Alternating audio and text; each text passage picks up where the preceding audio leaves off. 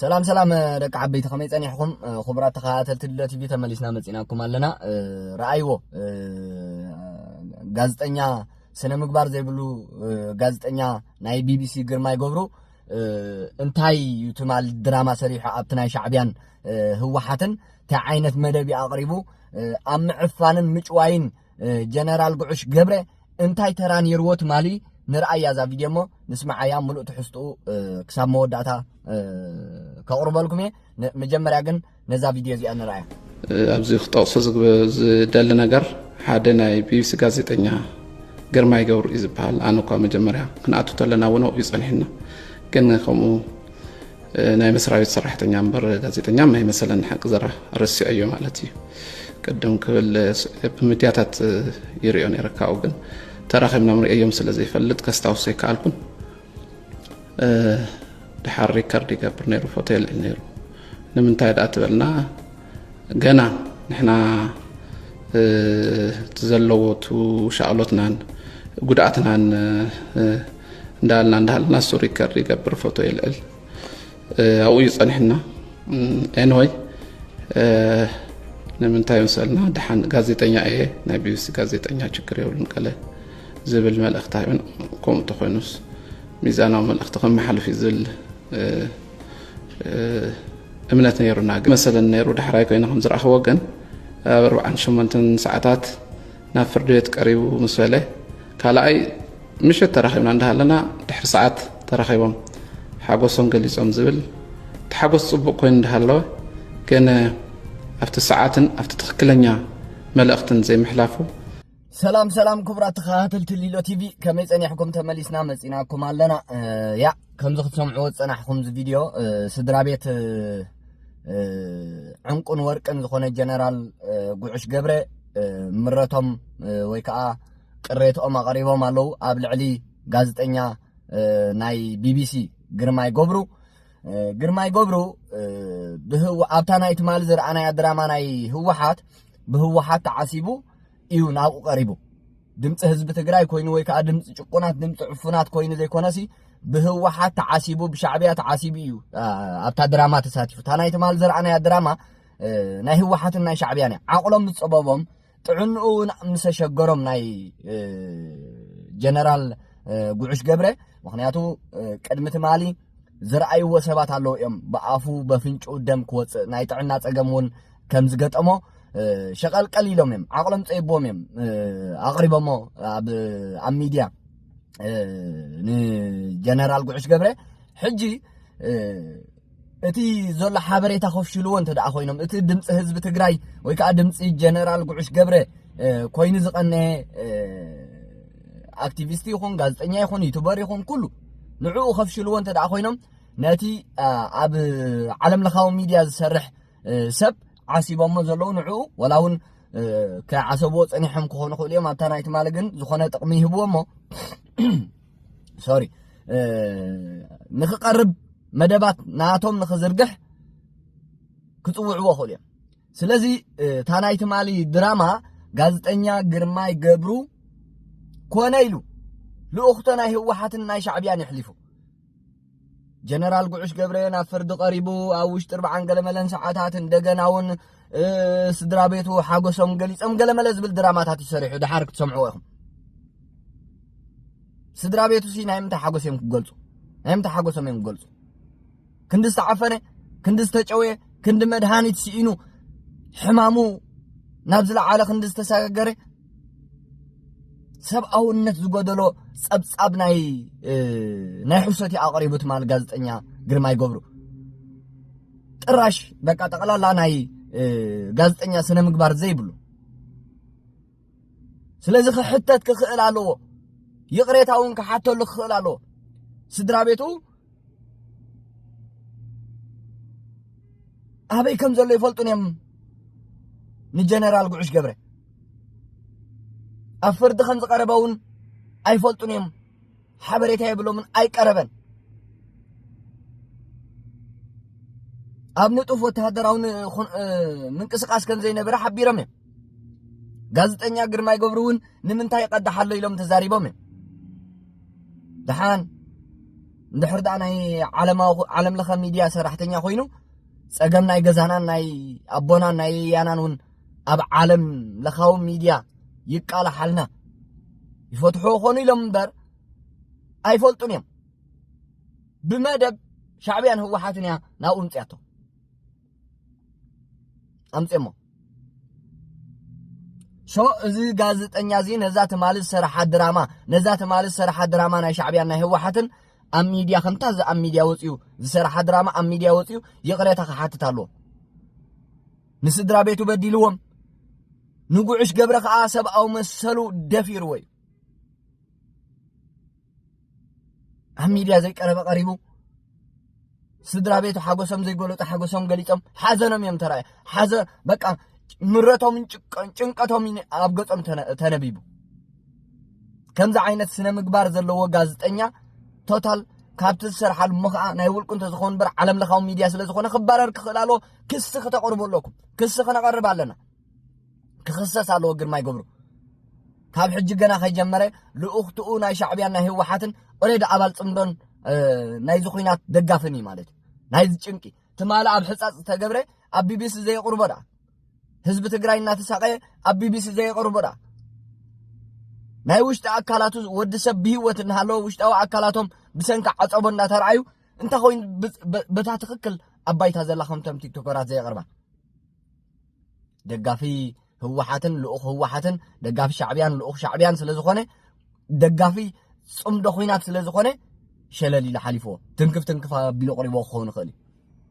ሶ ትማል ዝፈጸሞ ክሕደት ጥልመት ንሙያ ናይ ጋዜጠኝነት ዘጸይፍ ተግባር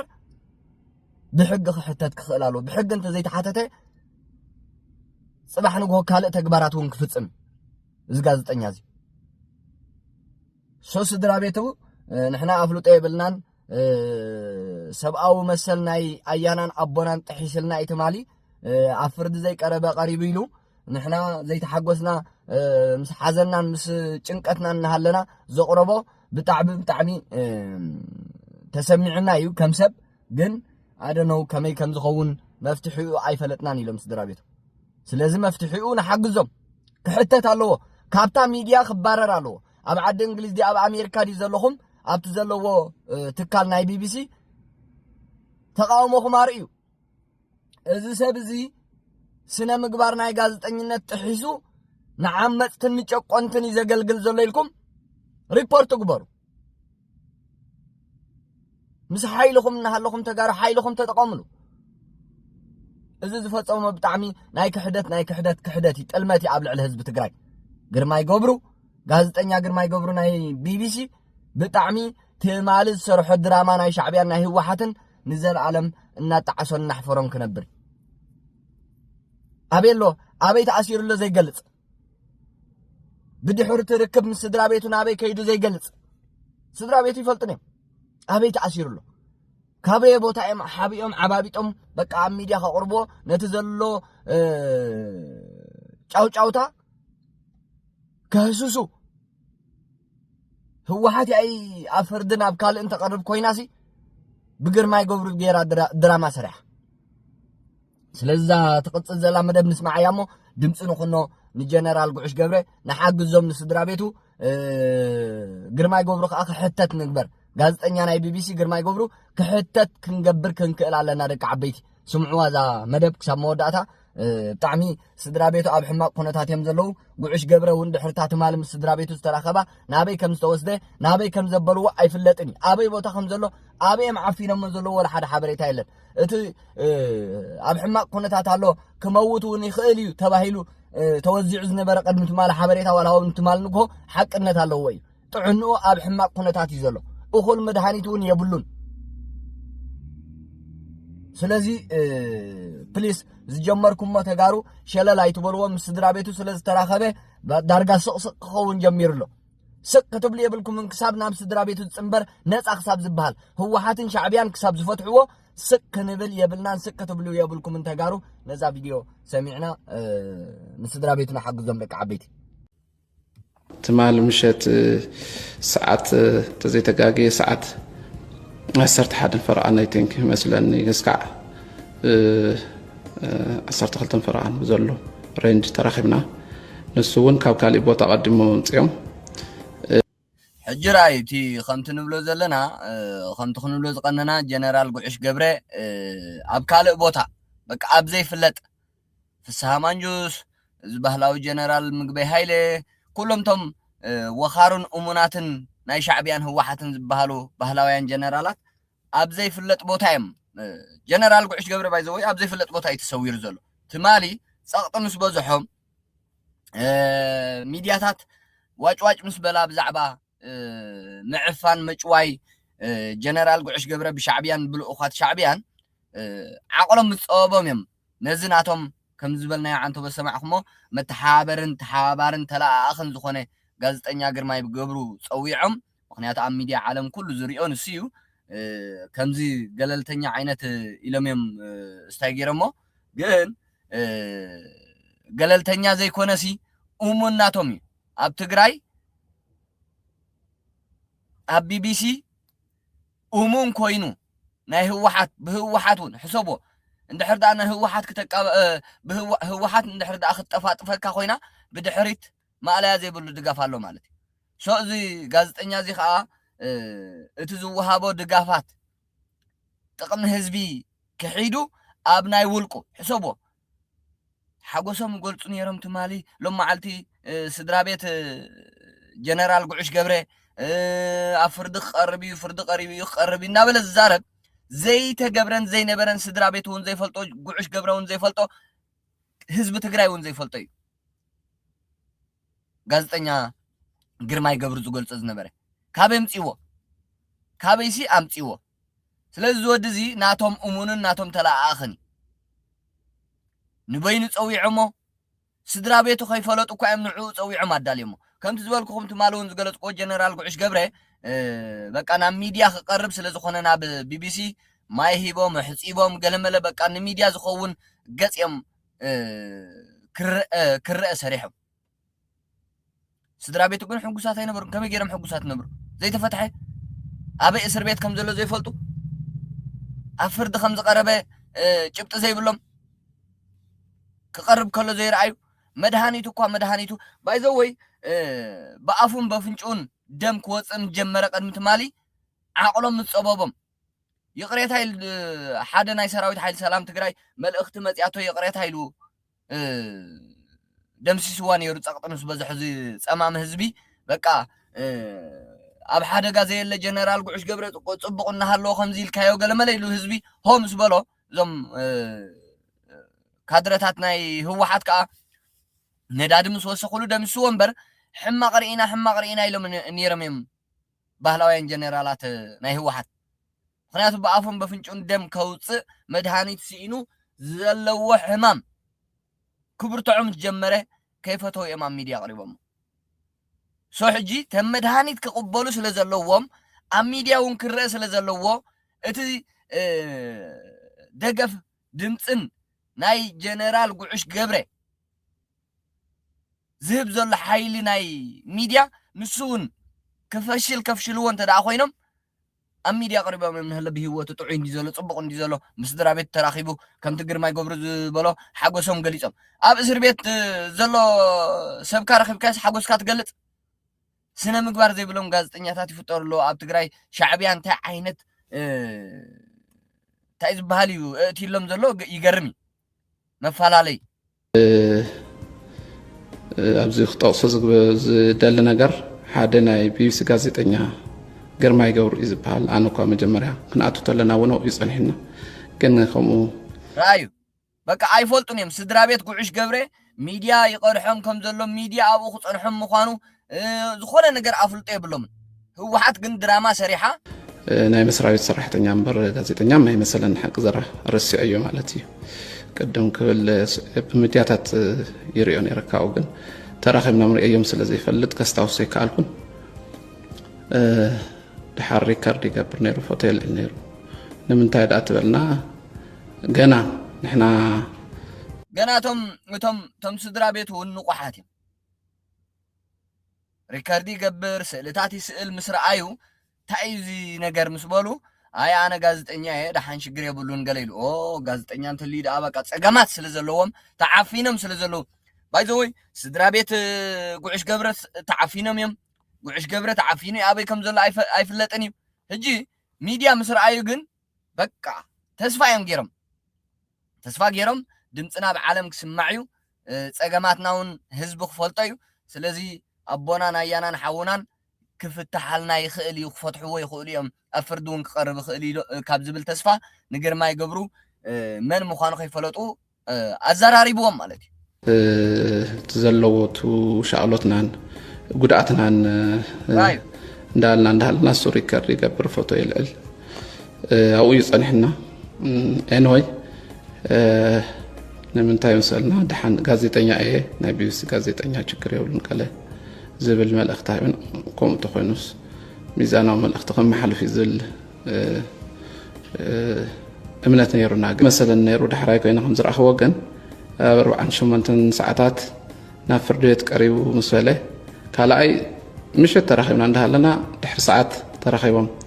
ሓጎሶም ገሊፆም ዝብል ተሓጎስ ፅቡቅ ኮይኑ ይገርም እቱም ሰባት በቃ ሻዕብያን ተጋሩ ጨካናት ገይሩ በቃ ፈላልይዎም በቃ ክፈላለዩ ሰሪሑ ሻዕብያ በቃ ብጣዕሚ ዝገርም የሕፍር ተጋሩ ረኺቦም ዘለዉ ኣብ ህዝቢ ኤርትራ ኣጋጢሙ ዘሎ ከይኣክል ሻዕብያ ኣብ ትግራይ ኣትያ ከዓ ካብ ህዝቢ ኤርትራ ዝገደደ ምፍላያት ፈጢራ በቃ ሓድሕዶም ክጨኻኸኑ ኣሕሊፎም ክወሃሃቡ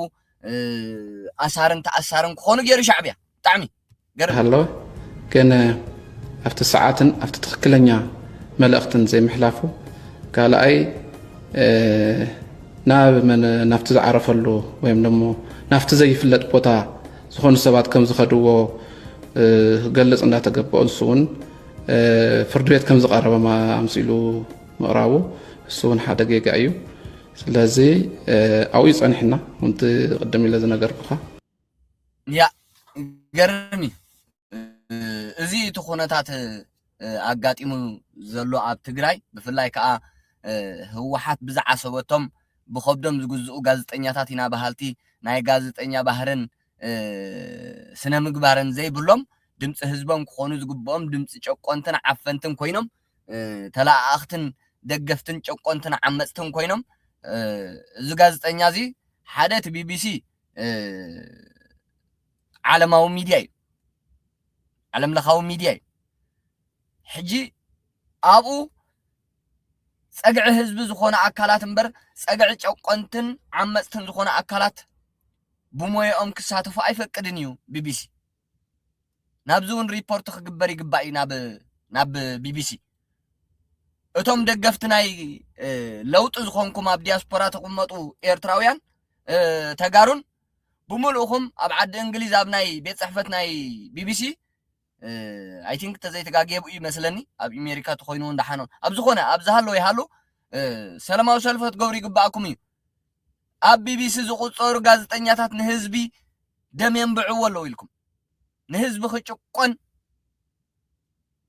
ደገፍቲ ናይ ዓመፅቲ ይኾኑ ኣለው ኢልኩም ሪፖርት ክትገብሩን ሰላማዊ ሰልፊ ክትገብሩን ይግባእ ራእይዎ ስድራ ቤት ናይ ጉዕሽ ገብረኤም ንሕና ጋዜጠኛ ግርማይ ገብሩ ዘቕረቦሲ በቃ ብጣዕሚ ኣሰንቢድና እዩ ኣፍርዲ ዘይቀረበ ቀሪብ ኢሉ ስድራ ቤቱ ሓጎሶም ገሊፆም ዝብል ንሕና ምርካብና ፅቡቅ ተሓጎስ ከምኡ ኢሉ ምዝራቡን ፅቡቅ ግን ከመይ ጌርና ኣና ሓጎስና ገሊፅና ሓውና ተሰዊሩ ኣርኤምና መንጢሎምና እዮም ከይዶም ኮን ኣበይ ከም ዝወሰድዎ ይንፈልጥን ኣበይ ተኣሲሩሉ ይንፈልጥን እኹል ሕክምና እውን ይረክብ የለን ታ መድሃኒት እውን ብመከራ ኢና መድሃኒት ክረክብ ሓሳብ ኣቕሪብና ሂቦሞ ድዮም ተቐቢሎሞ ድዮም ኣይተቐበልዎንቲ መድሃኒት ሂቦሞ ድዮም ኣይሃብዎንቲ መድሃኒት ኣይፍለጥን ደቂ ዓበይቲ ስለዚ እዚ ዝኸይድ ዘሎ ኣብ ልዕሊ ጉዕሽ ገብረ ጀነራል ጉዕሽ ገብረ ዝግበር ዘሎ ገና በቃ ፀቕጥታት ናይ ሚድያ ስለዝበዝሖምን ስለዝኸበዶምን ስለዘሸጎሮም ዓቕሎም ስለዘፅበበሎም መራሕቲ ህወሓትን ባህላውያን ጀነራላቶም እንዳእምበር ንጀነራል ጉዕሽ ገብረ ፍትሒ ክህብዎ ደልዮም ኣይኮኑን ንስድራ ቤቱ ፍትሒ ክረኽቡ ኣብ ቅድሚኦም ኣብ ፍርዲ ክቐርብ ክገብሩ ድሌት የብሎም شو ازي كتريقوا لكم كرخ لالو دك عبيتي እዚ ዝግበር ዘሎ ቁና ኣይኮነን ጀነራል ጉዕሽ ገብረ ክሳብ ሕጂ ኣበይ ከም ዘሎ ይፍለጥን እዩ ኣብ ፍርዲ እውን ከምቲ ግርማይ ገብሩ ዝበሎ ኣብ ፍርዲ ኣይቀረበን ግርማይ ገብሩ በቃ እዚኣ ልኡኽ ናይ ህወሓትን ብኸብዱን ህወሓት ዝተዓስበን ብኸብዱን ህወሓት ዝተገዝአን እዩ ግርማይ ገብሩ ካብዛ ናይ ቤተሰብ ናይ ጀነራል ጉዕሽ ገብረ ዝረኣናያ ካብኣን ላዕሊ ጭብጢ እንታይ ኢኹም ክትረኽቡ ደሊኹም ካብኡን ላዕሊ ጭብጢ የለን ኣብ ፍርዲ ዘይቀረበ ኣብ ፍርዲ ቀሪቡ ኢሉ ስድራ ቤቱ ሓጎሶም ገሊፆም ዋ ሕሰብዎ ከመይ ገይሮም እዮም ሓጎሶም ዝገልፁ ኣቦኦም ተሰዊሩ ኣቦኦም ኣበይናይ ቦታ ከም ዘሎ ዘይፈልጥሉ ኩነታት ሲ ከመይ ገይሮም እዮም ሓጎሶም ዝገልፁ ስለዚ ደቂ ዓበይቲ ፕሊስ ኣስተውዒልና ኩነታት ርግእ ኢልና እንታይ እዩ ዝግበር ዘሎ እንታይ ዓይነት ድራማ እዩ ዝስራሕ ዘሎ ክንፈልጦ ክንክእል ኣለና ህወሓት ንግርማይ ገብሩ ዓለማዊ ሚድያ ኣብ ዓለም ለኻዊ ሚድያ ስለ ዝሰርሕ ህዝቢ ንምድንጋር ዓለም ንምድንጋር ደገፍቲ ጉዕሽ ገብረን ደገፍቲ ለውጥን ንምድንጋር ብዓብዪ ንመንግስቲ ኢትዮጵያ ንምድንጋር ኢላ ዝሰርሐቶ ድራማ እዩ ምስትውዓል ከድልየና ሕጂውን ምዕፋንን ምጭዋይን ናይ ግርማይ ገብሩ ቀፂል ናይ ጀነራል ጉዕሽ ገብረ ቀፂል እዩ ዘሎ ኣይተፈትሐን ኣበይ ከም ዘሎ እውን ኣይፍለጥን እዩ ሕማሙ እውን ልዕሊ ዓቕሙ እናኾነ እዩ ዝኸይድ ዘሎ ዕንቁን ወርቅን ዝኾነ ጀነራል ናይ ትግራይ ስለዚ ድምፂ ንኹነ ብዓውታ እዚ ኣብ ዓለም ለኻዊ ሚድያ እናሰርሐ ድምፂ ደጋፊ ጨቆንትን ተላኣኺ ጨቆንትን ኮይኑ ዘሎ ግርማይ ገብሩ ከዓ ኣብቲ ዝሰርሓሉ ትካል ክባረር ወይ ስጉምቲ ክውሰደሉ ሪፖርት ክንገብር ተቃውሞና ክነስምዕ ይግባአና እዩ ደቂ ዓበይቲ ክሳብ መወዳእታ መደበይ ምሳይ ስለ ዝፀናሕኩም ይቀኒየለይ ድምፂ ንኹነን ጀነራል ጉዕሽ ገብረ ክሳብ መወዳእታ ክሳብ ዝፍታሕ ካልኦት ተጋሩ እውን ከምኡ ከጋጥሞም እዩ ትመስርሕ ሕጂ በቃ ብጨካናት እዩ ተጀሚሩ ዘሎ ትፅምዶ ብፍላይ እዛ ጨካን መድህን ጋዜጠኛ መድህን ገብረ ስላሰን ናይል ወልደ ገርግስን ጀሚሮሞ ዘለው ምስ ኣወል ርክብ ክንደይ ተጋሩ ክስወሩ እዮም ኣብ ልዕሊ ክንደይ ተጋሩ ደለይቲ ለውጥን ደገፍቲ ለውጥን ተቃወምቲ ናይ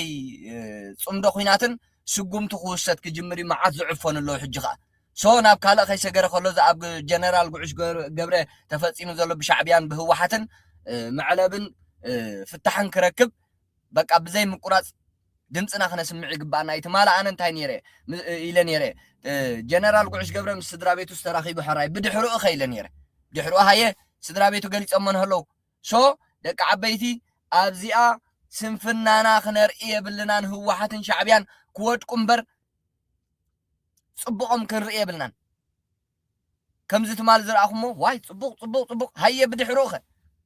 ፅቡቅ ዝበሃል የብሎምን እታ ዘርእይዋ ናይ 5 ፅብቕቲ በታ ናይ 55 ደቂቕ ክፋእ እዮም ዝዛዝምዋ ስለዚ ጥንቃቐ ንግበር ዝጀመርናዮ ንጀነራል ጉዕሽ ገብረን ንካልኦትን ድምፂ ምዃን ክንቅፅሎ ኣለና ባህላየ ይቐኒየለይ ቴንኪዩ